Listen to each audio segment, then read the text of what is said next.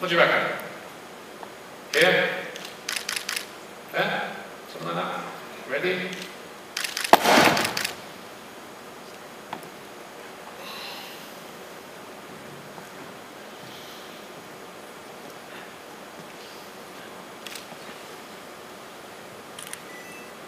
Oh! Still live. I'm surprised. It's very light. It's quite, yeah, it is. It's extremely light. Quite a decent quality keyboard, but just if it was supported a little better. There we go. Right. So what's in this thing? What are we going to expect to find?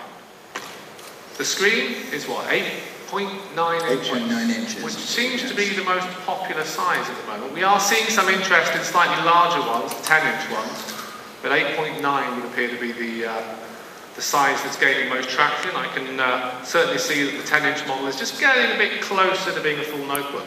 But this one's running an Intel processor, isn't it? Yes, absolutely. So over here, the device, large device over here. This is the Processorum Atomus, as we medical professionals say, or the Atom processor to all of you lay people. Intel Atom N270 single core processor.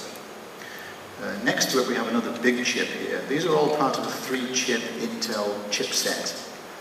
The Atom processor, the graphics and memory controller, this one in the middle here. Until recently there were 2 separate functions, now integrated into one bigger chip here. And then next to it is the I/O controller. So now we can see the top of the motherboard here. We've seen the kind of main chips here, but there's a lot of other stuff in here. This is a battery, the real-time clock battery. This little rectangular thing here is the Bluetooth module, a totally self-contained little thing with the antenna, the controller, and so on, all contained. We can see the top part of the fan here. Although I must admit, I've never known one of these fans to switch on in one of these PCs. Quite strange that it's got a fan, really, isn't it? The Intel Atom processor, that's the ultra-low voltage x86 series. So, you know, taking the PC family of processors and chipsets down into an even smaller package. I thought, though, that was so low voltage it didn't need cooling. So why is there a fan? Well, it's interesting about the fan, and we'll get into that a little bit more later in terms of the thermal side of things. But because some of that relates to some things on the other side of the board here. But the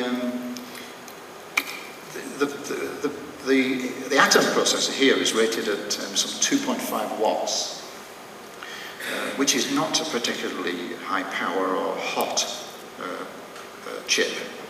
This chip, however, next to it, the graphics and memory chip, this is rated at 25 watts. Oh. So this thing generates 10 times the amount of heat than the processor.